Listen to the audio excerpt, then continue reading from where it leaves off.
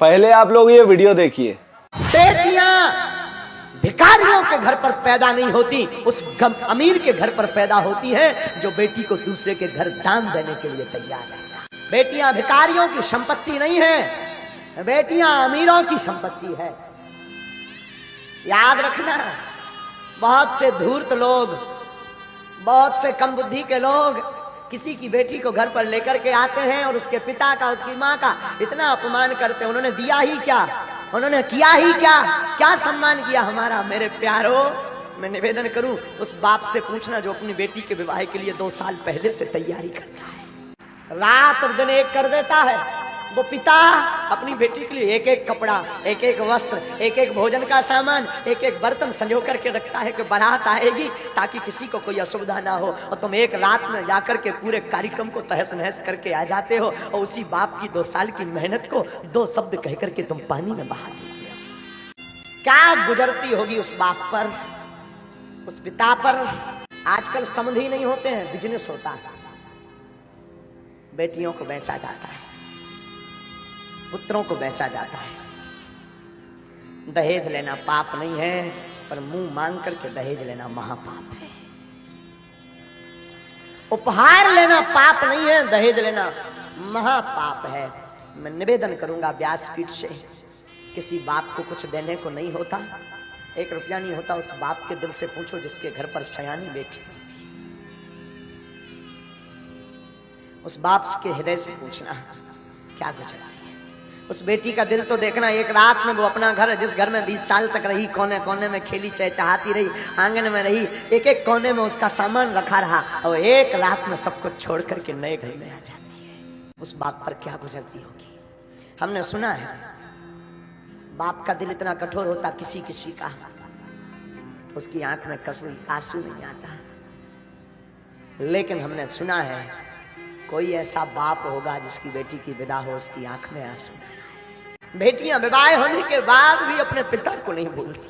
बेटियों का दिल कितना ऊंचा होता है ये तो क्या बताएं। बहनों का दिल कितना ऊंचा होता है। रक्षाबंधन का दिन हो, भाई के पास पहुंच ना पाए तो वो पड़ोस में, अंकल आप जाएंगे क्या, आप जा रहे हैं क्या, अंकल अगर जाना तो हमें बता देना। रात को ही वो सामान पूरा बना करके उसमें राखी रख करके पैक करके, अंकल हमारी माँ को देना, भाई को बांध दे।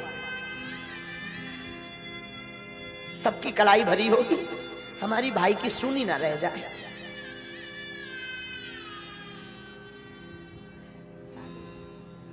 और कई बहनों का तो हमने देखा, बहुत नजदीक से महात्मा देखते हैं, कई बहनों का बहुत नजदीक से अनुभव करते हैं।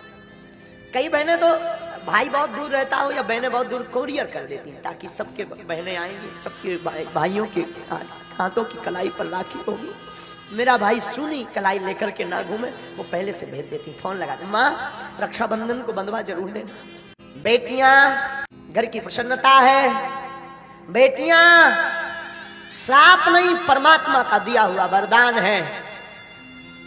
बेटियां अमीरों के घर होती हैं, जो धन से नहीं दिल से अमीर होते हैं उनके यहाँ बेटियां होती हैं। बात बहुत विरोधाभास वाली होगी, शायद किसी के चित्त को यह बात ना खले, मुझे खबर नहीं, पर पागलो हमारी बुद्धि कहती है काश बेटियों को पिता का रखने का अधिकार होता होगा तो वृद्धाश्रम भारत में या देश में कहीं नहीं होते। अगर बेटियों को माता पिता का रखने का अधिकार दे दिया जाए तो वृद्धाश्रम बंद हो जाएंगे।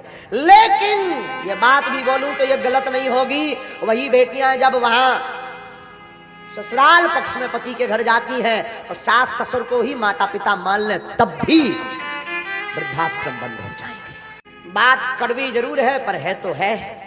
हर बेटी विवाह के बाद चाहती है जो मुझे सासू माँ मिले वो मेरी माँ जैसी मुझे छूट दे, मेरी माँ जैसी मुझे रखे, पर खुद बेटी नहीं बनना चाहती। और हर सासू माँ अपने पुत्र का विवाह करने के बाद चाहती है मेरी जो बहू आए वो मेरी बेटी की भांति रहे, पर खुद मां नहीं बनना चाहती।